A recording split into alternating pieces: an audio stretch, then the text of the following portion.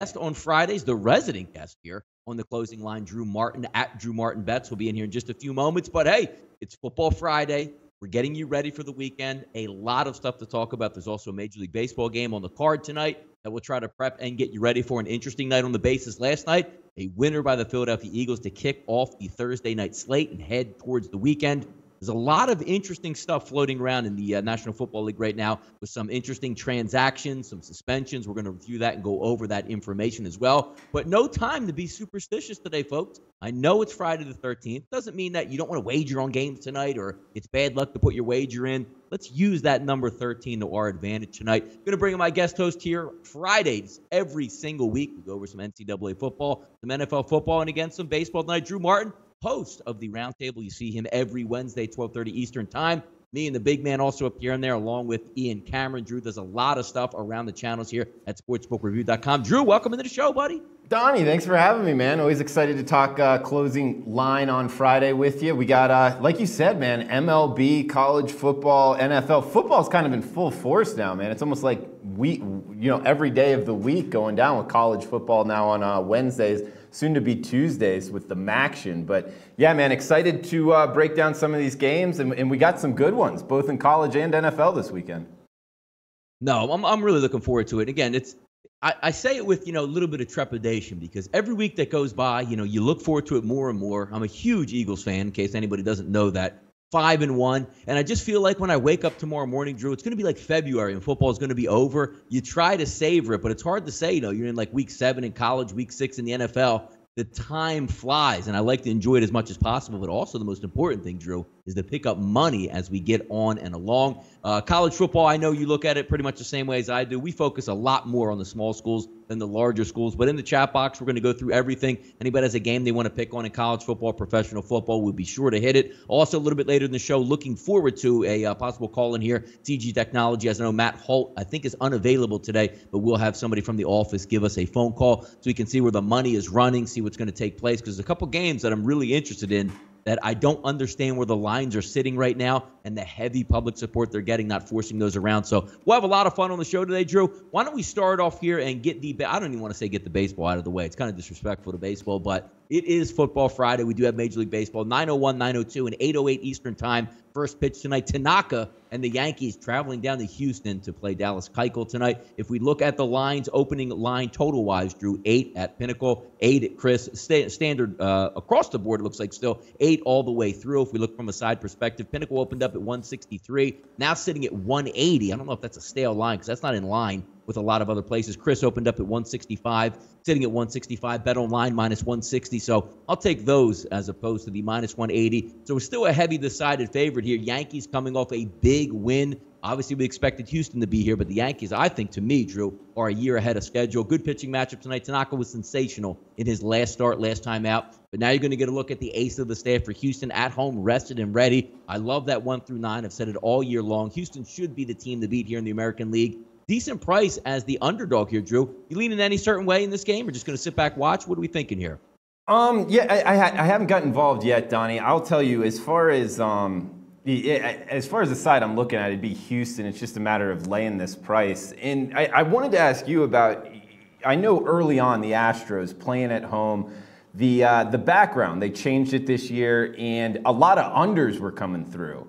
And not to mention Houston, seemed to be playing well against the number at home. So with the visiting Yankees, what are you thinking as far as possibly an under opportunity here? I mean, with the 2 pitching matchups, it's definitely a possibility getting a number of 8 flat here.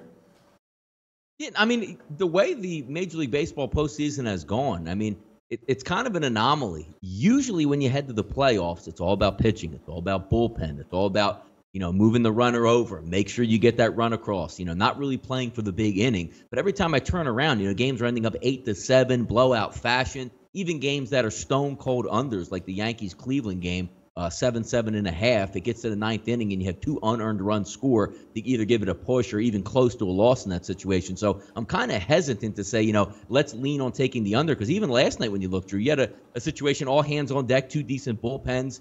And they blow that over-under out of the water last night. So for me, looking at games, game 1, Keuchel should be fine. Tanaka should be fine. But every time I say that, it's 4-1 already in the second inning with two ace pitchers.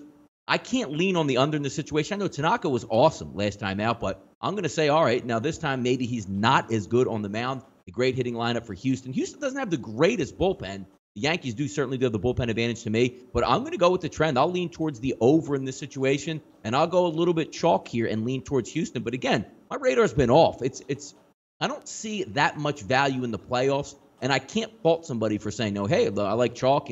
Home team typically has been winning throughout the playoffs. Or if you say, look, both these teams are really good, and I'm going to take down a price of maybe plus 150 to just lean on it, I can't fault you as well. I don't even say system. The way I look at baseball, once you hit around September 1st, September 5th, September 10th, what I like to look at goes out the window, and I don't have much of an edge. So if I'm leaning in this baseball game, I'm going to lean towards the over just to where everything's been going, and I'll take the home team chalk tonight with the Houston Astros. Yeah, and actually both pitchers, Keuchel, he held, I guess, Boston only to 2 runs last time out. So he was commanding minus 175 last time out. So both of these pitchers have been good of late. And yeah, I'm like you, man. I haven't got involved this time in baseball, man. It's definitely less is more as far as getting ahead of the market. It's just so sharp at this point. A lot of eyeballs on it and a lot of stats behind it for the odds makers to make these numbers. So yeah, I'm not involved. Doubt I will. Yeah, he was good last time. Tanaka last time against Cleveland was very good. I mean, full command. When his off-speed pitches are working, keeping it down in the zone, he's a very effective pitcher. We'll see how that stacks up there in a hitter's ball. But again, both of these are hitter's ballparks. So, New York Yankees, obviously playing in Yankee Stadium, that's a hitter's ballpark. Also, Houston, when you look at it, that real short porch in left field. So, should be able to get up there in some runs. But again, I don't have much on this game. I'll say, man, I really have a great side in this one. I'll lean towards Houston, be a little bit chalky there, and then I'll take the over 8, and we'll see what happens in that section. Drew, we got NFL, NCAA football heading up here. We got 2 games tonight. And as is the closing line, we're certainly going to review those and go over them to see if we can find maybe a little bit of an advantage here. 109 at 110, 7 p.m. start tonight. Clemson and Syracuse. Line was a little bit lower today, maybe that 23.5 range. Now sitting at pretty much 24 across the board. Over under 58.5. Clemson obviously not on the same level Syracuse not on the same level as Clemson. Clemson coming in, a little bit of a banged-up quarterback here in Bryant. We'll see how long he plays in this game. It's not on grass. I know he has a little bit of a bum ankle. It is on turf, so we'll see if that factors in. The one way I looked at this game overall capping, I don't have any plays on this game, but if I'm leaning towards the side or trying to build a case for it, you want to say Clemson's going to walk away with an easy victory here, but Clemson has some bigger fish to fry later in the season, even next week as well. I think they're going to be looking forward, getting up 14, 21, or even 28 points heading into the fourth quarter. I think they're going to be able to pull out some starters. Maybe Syracuse can hang around. Talked about it earlier today on the right side of campus with the big man on campus, going over this game and what some of those factors would be. Syracuse, tends to play up to their competition, doesn't get blown out. And again, it's a home game for them. They're not asking them to win the football game. You're not even asking for them to stay close. You're asking for them just not to get embarrassed. I'll lean on Syracuse in this situation. Any thoughts here, Drew?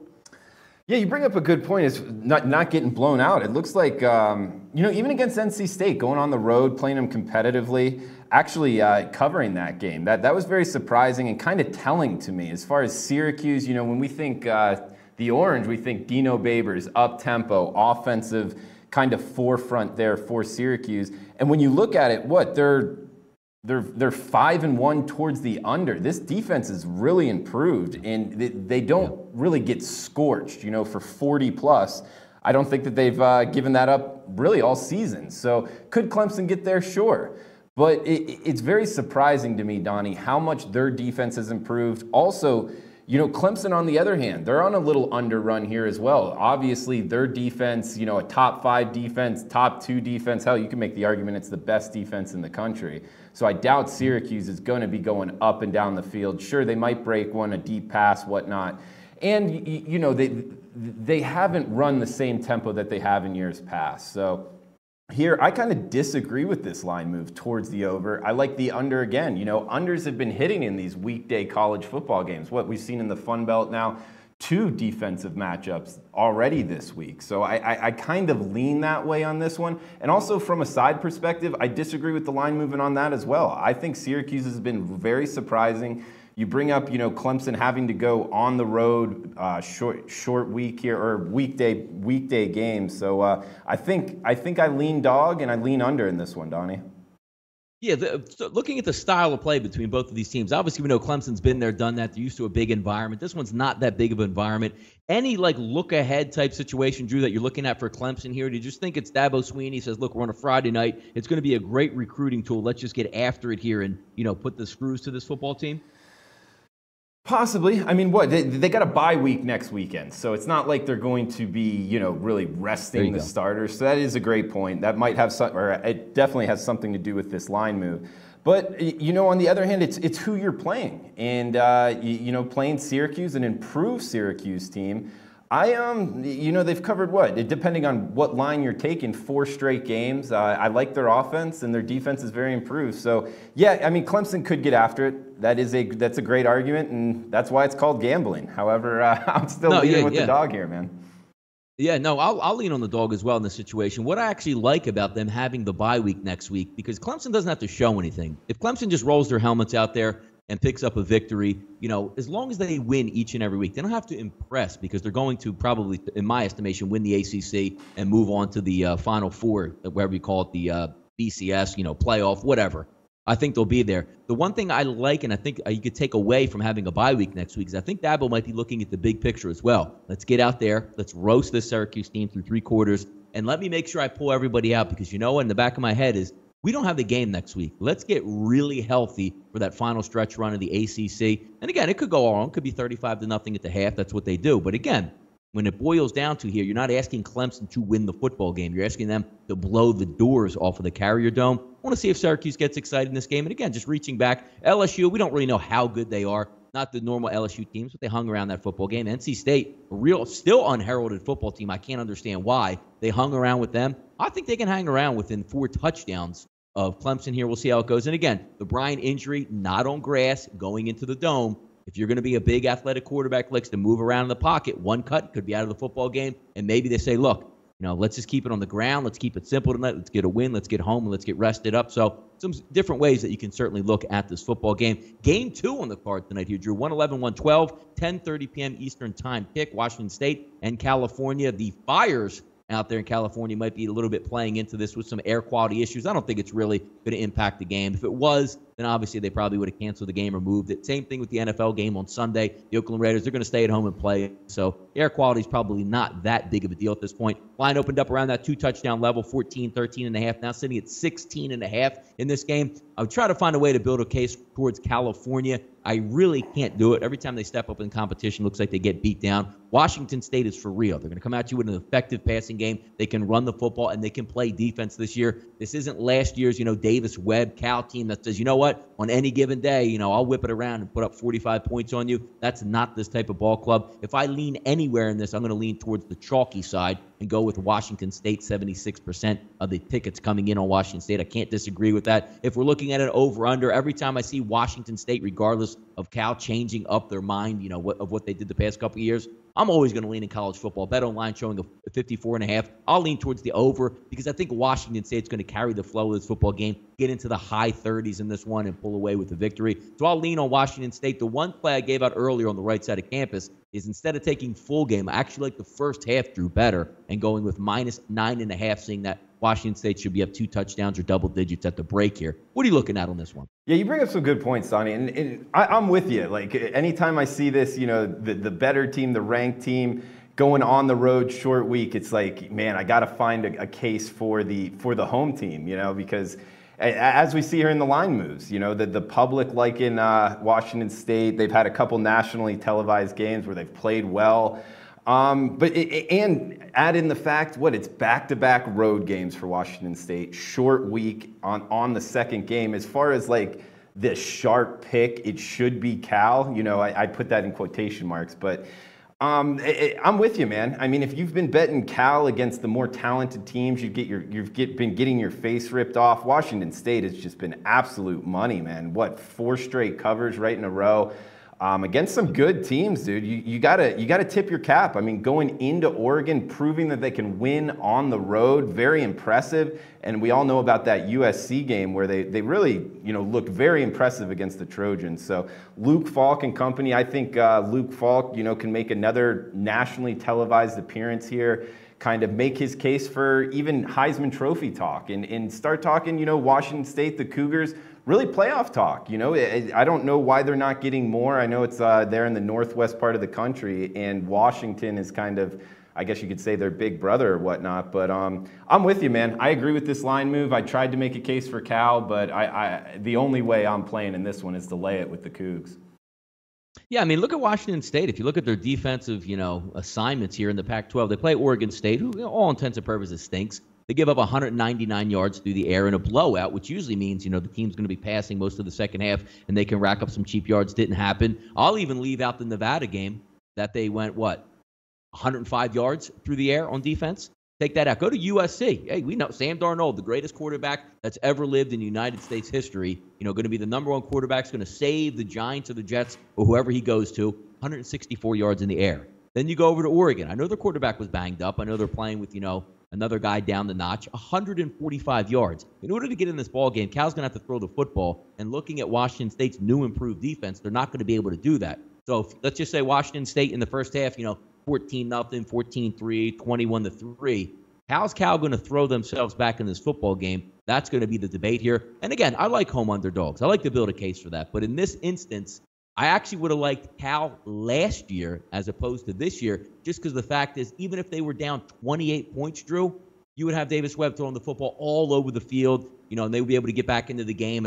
Maybe they get a lucky turnover and hang in there. This offense doesn't give me a lot of, inspiration that if they get down 14-0 early, that they're going to be able to build and make a comeback here.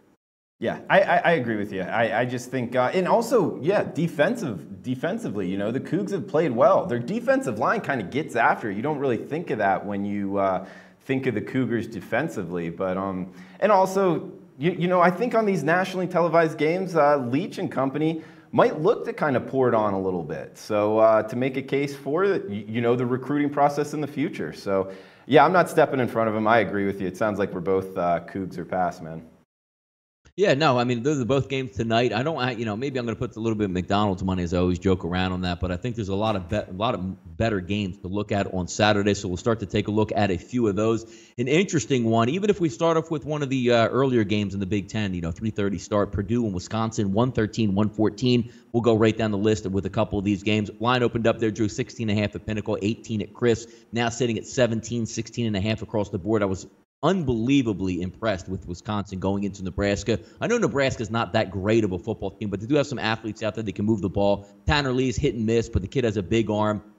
Pearson L at wide receiver. They have a lot of moving parts that they can use and use well, and they were coming into that football game last week primarily healthy outside of one running back that Nebraska was missing. The one thing I don't know about Purdue, are they ready to step up in competition here in place? I mean, I know they beat Minnesota last week, which was a really nice win. This is going to be on another level heading into Wisconsin and playing on the turf, where can they line up man for man and stop Taylor at running back? Can Wisconsin go on 9, 10, 11, 12 play drives and just ram it right down the football field? They did last week versus Nebraska. I think they can possibly do it again. And I know Brown's been a really good coach, and, they're on the up and up. And, Blau at quarterback, Markel Jones is back. I don't know. I didn't check on the injury status. I know they have another running back that was banged up there for Purdue. But looking at the game overall, the over-under is 50. They're anticipating something around like a 33-10 final.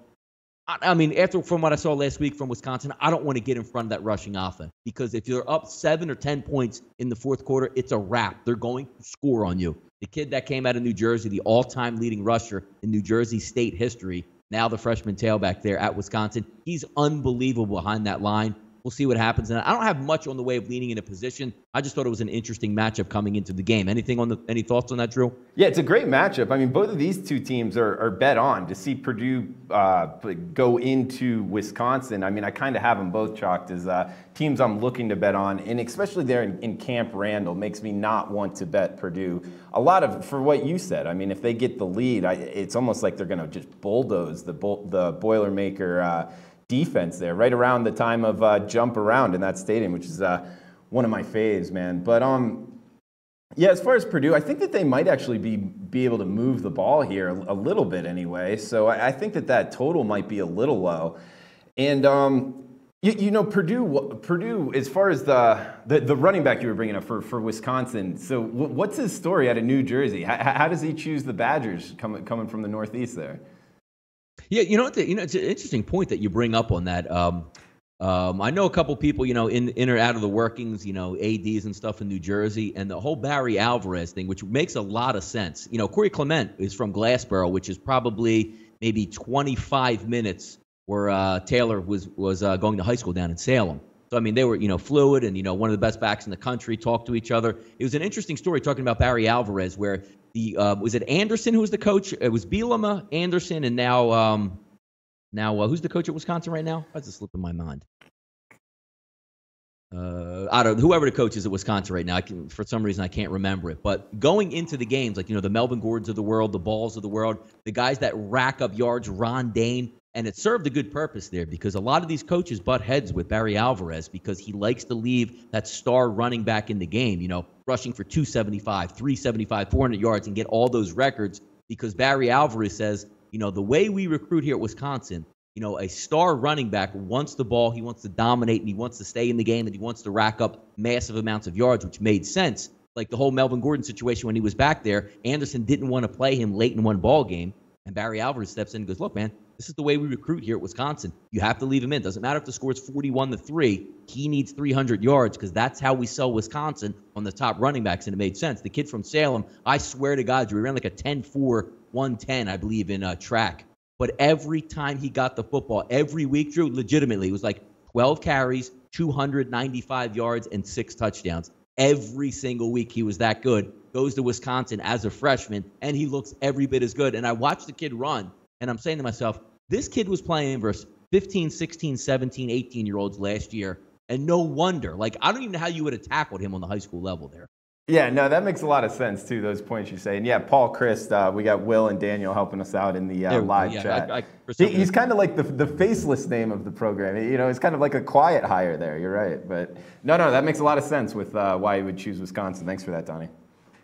Yeah, no, a really important one. Drew, why don't we before we, probably got about 5 to 10 minutes before we get a phone call in from Devin Brackett from CG Technology. Let's talk a little bit of MAC football. I know all these shows, we go over the big boys, the Michigans, the Miamis and stuff. We'll get to Miami in a little bit later just because, the affinity that we have for the Miami Hurricanes here and the now top 10 program knocking off Florida State. As I said on Twitter, look, don't let the fact that Miami beat Florida State distract you that Florida State is 1-3. Let's just keep that back out there in the news. But anyway, let's talk a little MAC football here. Let's go to 117-118. Miami of Ohio Redhawks taking on the Kent Golden Flashes. 84% on Miami of Ohio. The interesting thing about this game is Ragland's not going to be the quarterback here. Last year in that resurgence where they were 0-6, switched up some quarterbacks, went to Ragland, finished the season 6-0, and almost beat an SEC football team in Mississippi State in the bowl game, losing, I believe, by 1 point in that one. Things didn't look good last week. Ragland goes down. They get beat in that football game. But now they're coming and playing Kent. I think the line here, Drew, is actually a little bit short. Opens up at 11.5.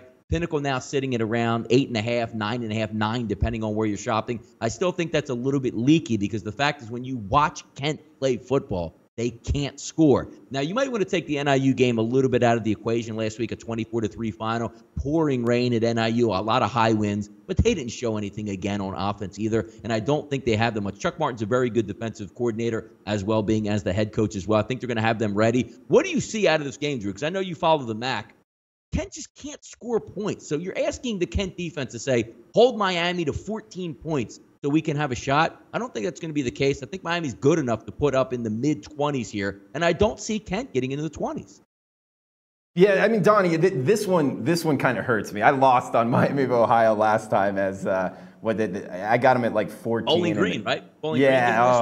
I just can't even think about it, man. It was awful. But I actually think a couple things I took away from it. I watched the whole game.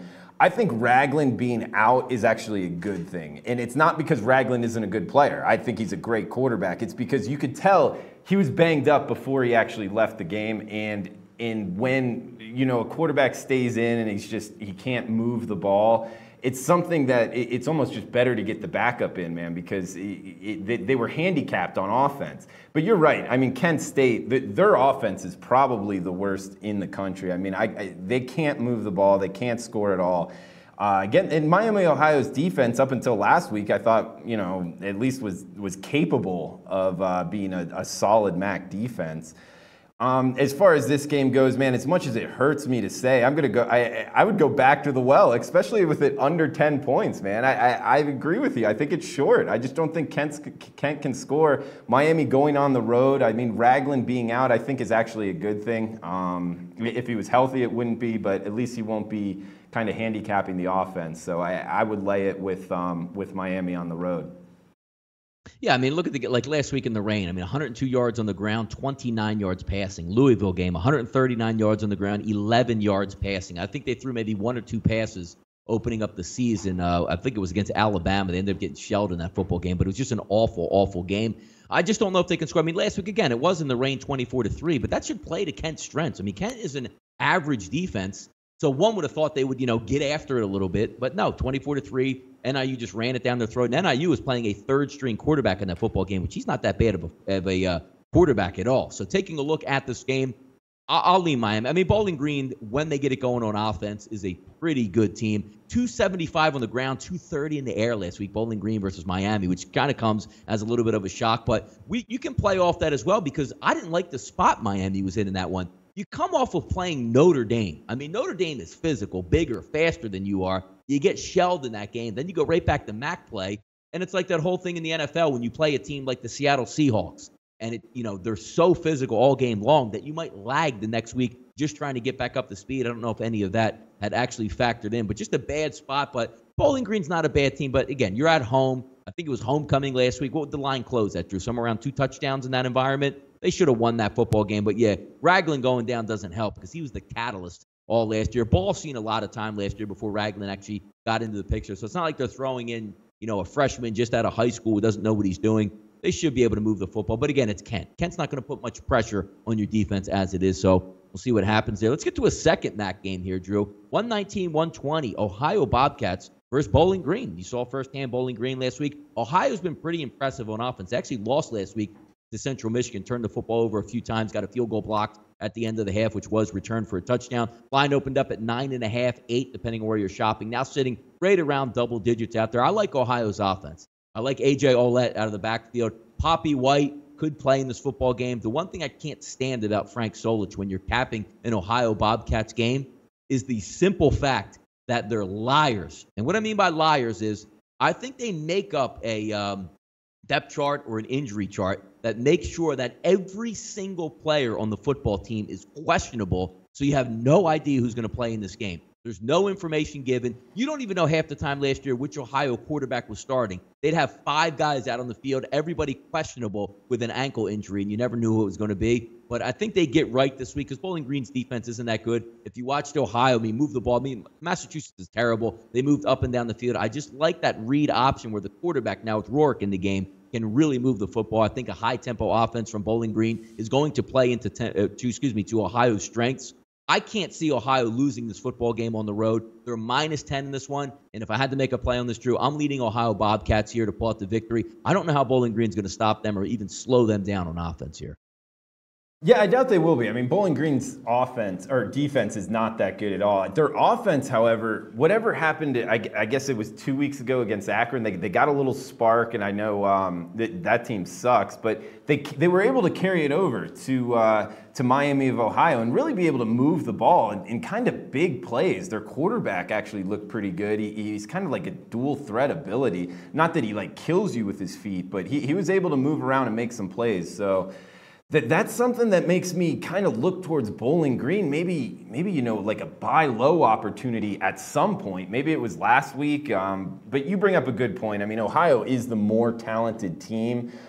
It's just their quarterback situation. So they've had some shiftiness in there. I really haven't had a chance to break down Ohio too much. I haven't been involved with them this year. What do you think about their quarterback situation? I like their quarterback situation with Ohio. I think Rourke's a really good quarterback and should be able to move it along. They played like the musical chairs of quarterback last year. Couldn't settle on anybody. A lot of turnovers there, a lot of uncertainty, a lot of injuries there. If they can stay, Ohio to me is one of the more talented defensive teams in the MAC. They actually play a good set. They have a good set of linebackers, good, secondary front seven. Which again, when you watch MAC football, the front seven is usually awful. Usually no pass rush and nobody can stop the run. Ohio is one of the few teams that can do that. I think it's going to play a little bit to their advantage this one. I've been going Ohio. talking about coming into the season, I thought Miami of Ohio as an outsider, with Toledo and Ohio to try to steal that thunder and maybe win the MAC or at least get to the MAC title game. I don't think that's going to be the case anymore. Ragland going down depending on how long he's out. But Ohio seems to always be there at the end of the football season, so I think they're a decent football team. Okay, yeah, and one thing that was holding him back last year was the younger kid. I think he was a redshirt freshman. Dude, he wasn't accurate at all. And if he's not playing, it makes me want to bet on the Bobcats more. So if this kid, and again, I haven't really broke it down, but if he's at least accurate, now Rourke's taking control. He's the starter. He's been in a couple of games now, racking up those big yardage.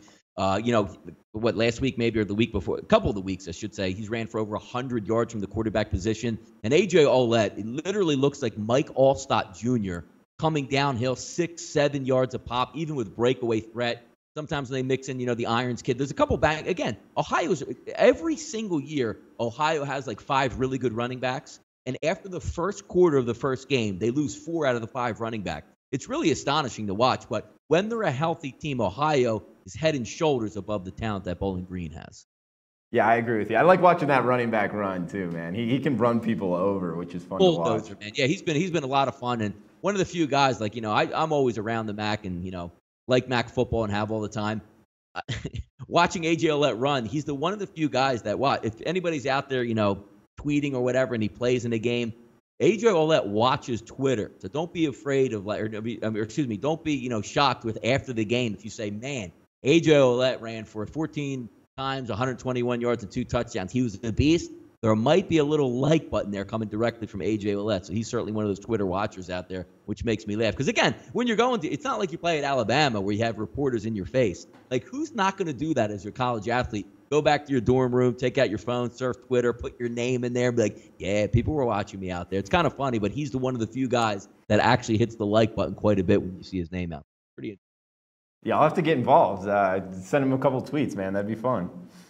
Yeah, no, if you watch and he has a 12-yard run, he just trucked that guy. After the game, don't be surprised when he hits the like button on there. So always a lot of fun. Now, it looks like about halfway through the show, we'll get to a little bit of NFL talk a little bit later in the show and also come back around and hit some other games in NCAA football. But one of my favorite times of the show, 2 times a week, we take a look across the counter. We want to see what the bookmaker has. We want to see where the money is going. CG Technology, typically we have Matt Holt on, but today we have Devin Brackett. Devin, welcome into the show, buddy. Donnie, thanks for having me. Fantastic. Hey, a lot of fun we have on the show. And again, we'll be nice to you here. I know you like to win just as much as we do and take our money just as much as we like to take your side of the table money. But let's have a little bit of fun here going over some of the games, starting with a little bit of a backtrack. Last night with the Carolina Panthers, Philadelphia Eagles, from me, it looked like money was pretty much split on the occasion, getting 3.5, depending where you're getting at. I know the line was 3.5 a little bit earlier in the week, even earlier in the day yesterday, bought back to 3. From your end of the table here, what did you take a look at, or what did you see, or even who was the winner from your side, buddy? Yeah, absolutely. We saw that line move back and forth on both sides. Ended up having a liability on the Panthers. So the Eagles covering ended up working out for us. Ended up making some money on that. Perfect. Yeah. Now, what I want to take a look at, there's a couple games. We're going to circle back here, Devin, in a few moments to hit on some NCAA games, maybe where you might be liable or where some money is coming in at. But I want to talk NFL. I wrote down a couple games for specific reasoning, and I want to get, your process on what we're looking at. 259-260. The Green Bay Packers and the Minnesota Vikings. Obviously, Rodgers is going to be the quarterback, as usual. Case Keenum's going to step in for Sam Bradford, who looked awful last week with a bum knee. But Keenum has been an admirable fill-in here, been able to move the offense. When looking at my numbers here, overwhelming from my side, about 83% of the spread tickets coming in on Green Bay, which I can't fault him on that. But that line still sitting at 3 here. Looks like an overwhelming majority. From your end of the table there, Devin, what are you looking at on this game? Or do you have any big needs or anything shaping up there? Yeah, Donnie, we're seeing about the same thing with us here. A lot of sharp action and public action on the Green Bay Packers for, good reason. As you said, with Aaron Rodgers, hard to not back a guy like that. And with all the troubles that the Vikings are having right now. So, yeah, huge liability on the Packers. We're definitely rooting for the Vikings this weekend. Yeah, no, I can definitely see that because me as being a contrarian a lot of times, Devin, I'm trying to build a case, and I'm beating myself against the desk to say, let me get this straight. I know Green Bay's a little bit banged up. Jordy Nelson looks like he's going to play in this football game. Both tackles are going to be a game-time decision, but all indications point that they're going to be in this game. Running backs, even though they're young, look good last week. And again, it all boils down. You have Aaron Rodgers. Then I look on the other side of the table and I say, all right, no Sam Bradford. You're going to get Case Keenum. You have no Dalvin Cook already. He's been out for a couple weeks. He was a major contributor to that team. And the best deep threat and weapon that they have, who could be a game breaker against Green Bay, Stephon Diggs, is out of this game. When you look at stuff like that adding up, I know you guys put out the lines and, work with a lot of different books out there. When you see a line like that and it's overwhelming, pushing it off of that 3 line, I know from your end is very hard to do. Are there some factors that you say, you know what, we might need to get out of this, as opposed to, Aaron Rodgers getting injured, which obviously you're going to make a move on the line? Does anything look at that and say, if you keep on getting an avalanche, you might have to move it off the number? But it looks cheap to me. That's all I'm saying in this game. Anything from your perspective on that? Sure. In the NFL, laying 3 on the road, regardless of who the team is, usually is a hard thing to do. So that's why it is hard to move off that 3 number, like you said. If the money continues to go the way it is, we're going to have to move that line towards the Packers. But for right now, we do already have juice on that. Looking to move to 3.5 here probably soon, maybe up to 4 come game time. You got it, man. Folks, you're just tuning into the closing line here for Friday the 13th. We have CG Technologies, Devin Brackett on the line here, going over a couple line moves, a couple interesting situations. Glad I have you on, because it's very rare I get this instance when I'm talking to a lines maker or what we can look at.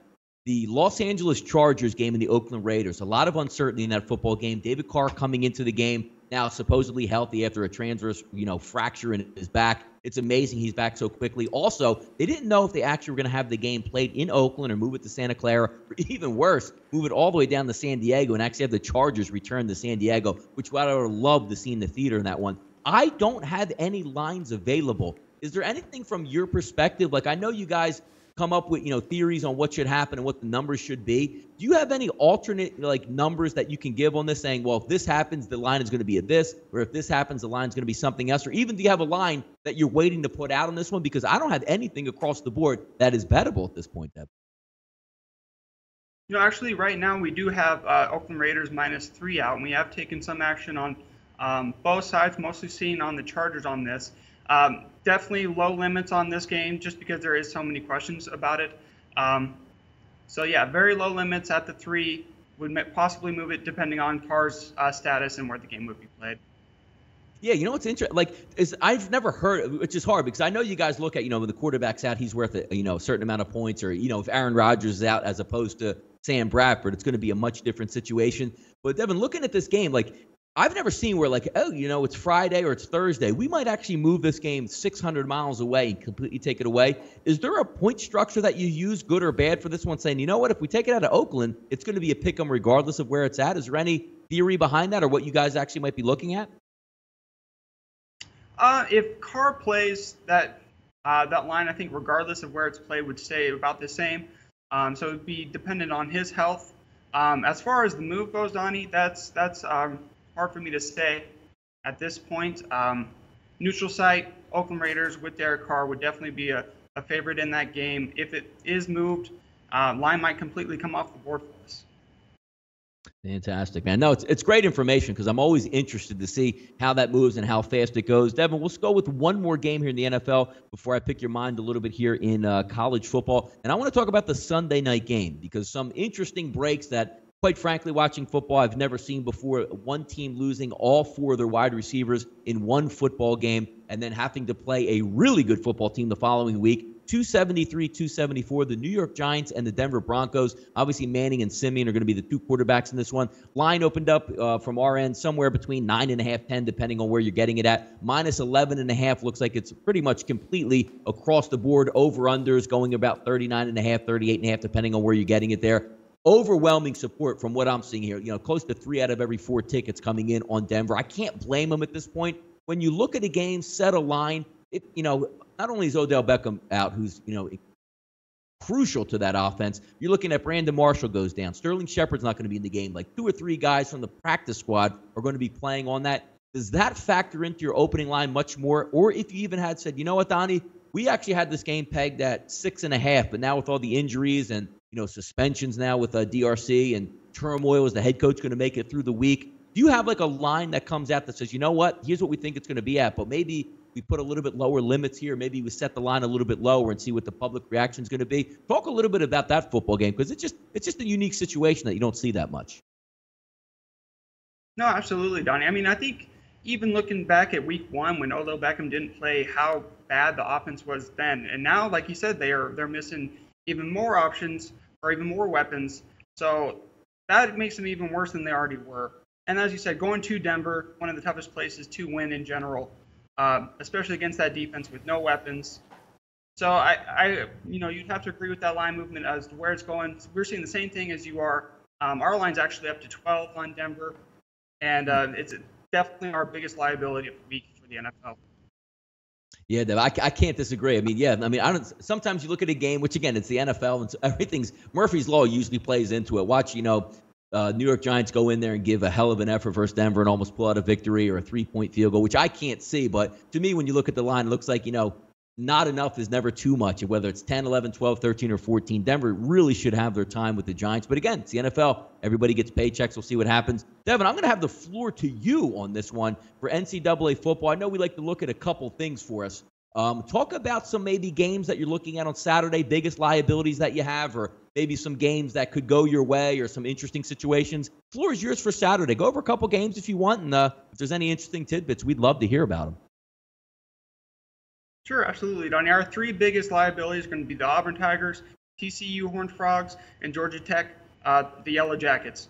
We're seeing a lot of sharp and public action on all of those teams, so huge liabilities on all of those. Actually, with the Auburn-LSU game, we are seeing about 50% on LSU, but huge action on Auburn from our sharps, making it a huge liability for us. Right now, the Red River Shootout, a game that we'd expect to have a huge handle on. It has moved the line from 8 to 9.5 sharp action. We do expect the handle on that game to grow considerably by game time. We like to root her out, Devin, for over-unders in this situation. Is there maybe a game or two that you're looking at where you're getting overwhelming support for an over and an under? Because I know last week we like to bring up the good stuff. I know Matt was on. We were talking about the Tulane-Tulsa game, which opened up at about, I believe, 60 points, somewhere in that range, dipped all the way to about 47, 48.5, and they easily went over that because they moved the game up and avoided the rainy conditions for the anticipated hurricane. Any games out there that look, pique your interest, or you see, like from what your screens you're looking at, as an overwhelming majority that, people are looking at the over and under of a game on Saturday? Yeah, we actually are having some strong plays on the Northwestern Maryland game. We are expecting it to be a pretty windy game. So people are taking, like the Tulane game, weather conditions into their betting options, and we're seeing strong action on the under on that. How about that? Interesting. And there is one more. Before I let you go, Devin, let me just pick your brain real quick tonight. 9:01, 9:02, Major League Baseball. The Yankees usually get a decent handle in there going against the top seed Houston Astros. Lines across the board, somewhere between 165, 160, depending on where you're shopping at there. Anything interest or that we should know about tonight where some of the money's going from your end? Pro baseball, we don't have a huge handle on this game. We actually do have small risk on the Yankees. I think people are betting it just because it is such a huge line on the Houston Astros. Oh, fantastic. I mean, hey, good to have you on the show. We usually get Matt Holt each week. You call in now. We're ready to go. Hopefully we see you on the show a couple times here in the near future, Devin. Pleasure was all ours today. Folks, if you're following along, CG Technologies, Devin Brackett here, Matt Holt's right-hand man. Thanks for your time today, Devin, man. Appreciate it, buddy. Hey, I appreciate having me on, Donnie. Sorry, Matt was busy making the line for the 702 49ers. Yeah, exactly. Yep. I know he's probably out scouting and doing a couple things there. And don't feel the need here, Devin. If you have any insider information, I can give you my email address. If you're going to move a line, you want to hold it for me for a couple of minutes, always let us know that over here, all right? Absolutely. Anyway, Donnie. That was no problem at all. That was Devin Brackett, CG Technologies, joining the show today. Very nice guy. We'll have him on the show quite a bit more as well. Good guys over there, always treat us well and give us the information. Have a good weekend and good luck out there on your side of the table there, Devin.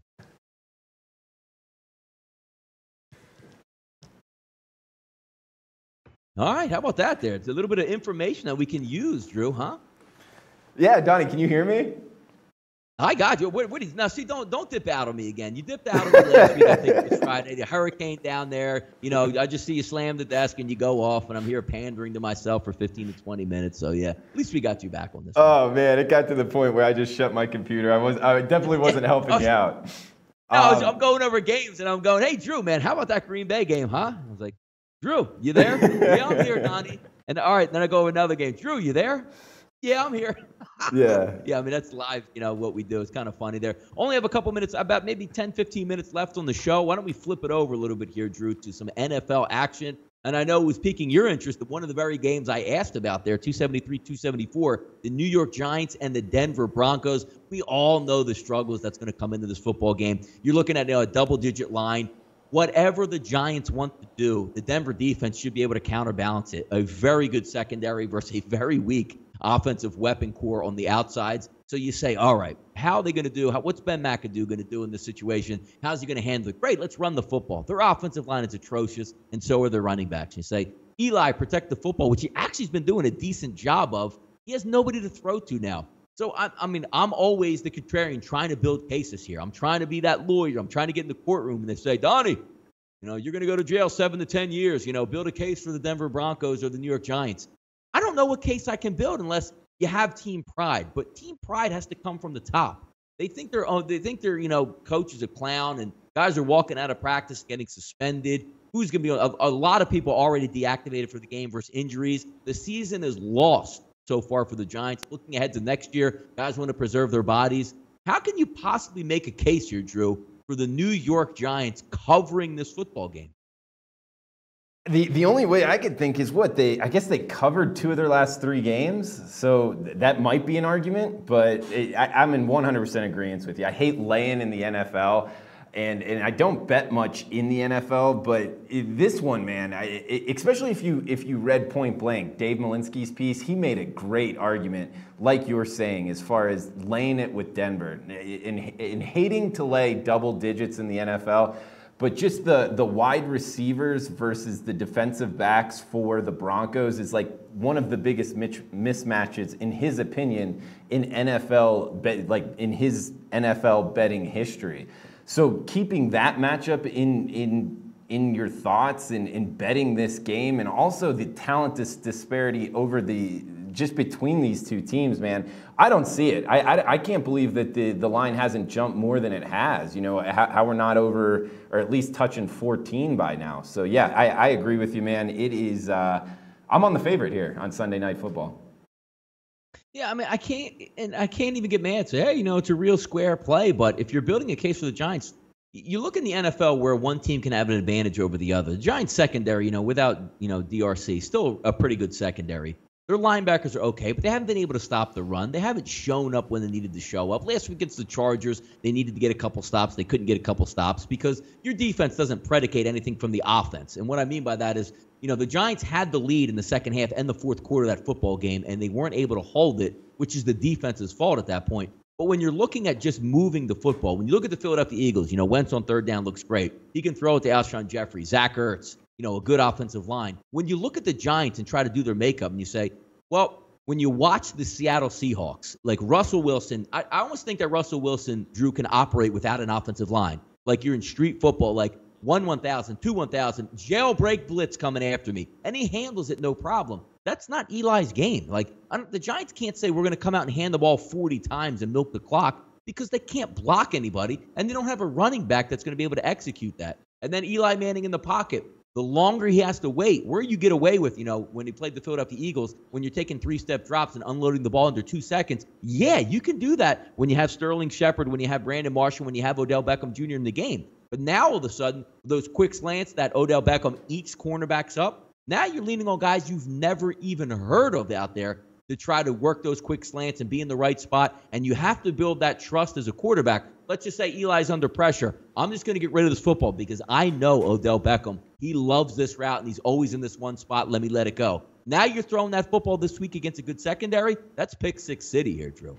Yeah, I bet you Eli Manning's going to have a ton of just throwaway passes. He's always been like that in his career, just quick to throw the ball away. And like you said, he doesn't have chemistry with really any of his wide receivers. Only 3 of them have caught an NFL pass, right? Two of the guys that are going to be in the rotation, their next catch will be their first NFL reception. So the chemistry is going to be Rudolphs of the world and all that stuff. Yeah, I mean, and again, getting back to it, like Roger Lewis. Roger Lewis is your dominant wide receiver. I mean, good luck with that. You know what I mean? I probably won't be on this game, but if you're looking from a Denver perspective, it's overwhelming, and I get it. But if I was going to lean on anything in this game, there's 2 choices you can even make on the over-under 39.5. You can come into this game and say, you know what? If I look at this game on a whole, how it should happen. Denver knows in their locker room going, they can't move the football on us.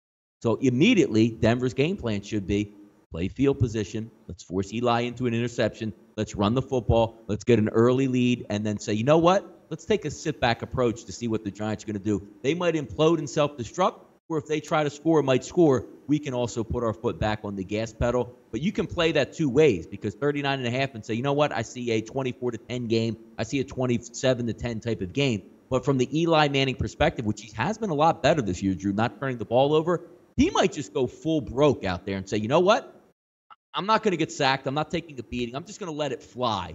And that means turnovers, that means incomplete passes, that means the clock slows down, and that means points for the other team's offense. So just an interesting game, an interesting dichotomy to take a look at both sides. If you were looking at a total in this one, Drew, do you have any way that you might be leaning in that one or no?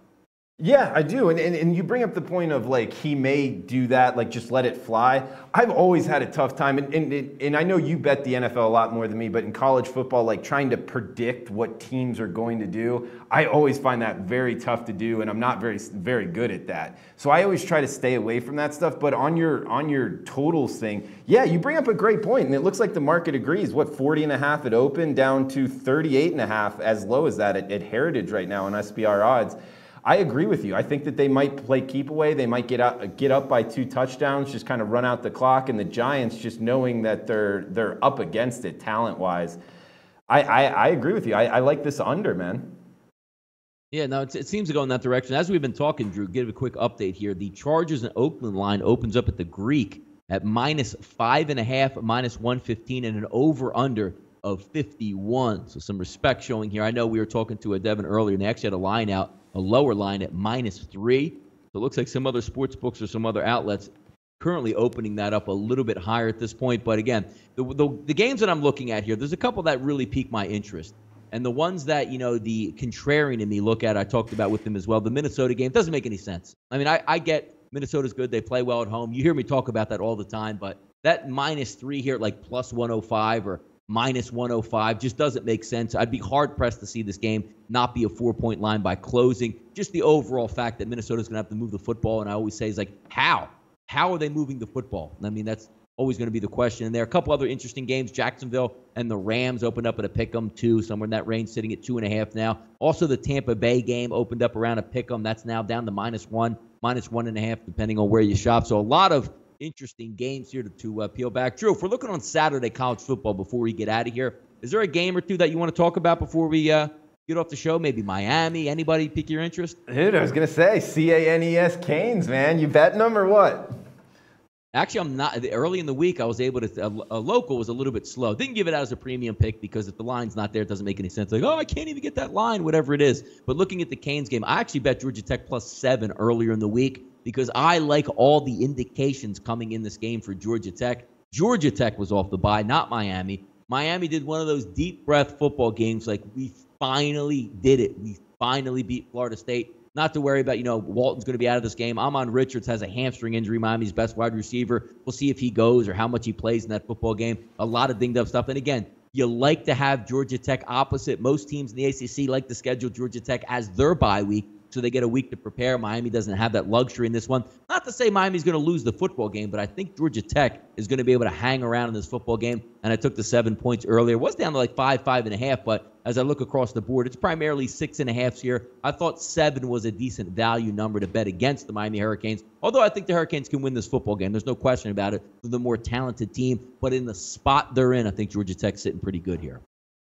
Yeah, I agree with you, Donnie. I like the Georgia Tech side. It sucks that it's gone now under a touchdown. But, I think the Miami defense, as far as it will be interesting because of the coaching change. And Georgia Tech, every now and again, would give Georgia problems under Rick. So you could see that coming into effect. Also, after the big game, versus Florida State is what the Canes, you can make the argument, actually it is their biggest game of the year. So coming off of that, Georgia Tech off the bye, I think Georgia Tech is a little bit underrated. And Miami, off of back-to-back good performances, and the Duke, Florida State games, those were on national television. And then against the who'd they play?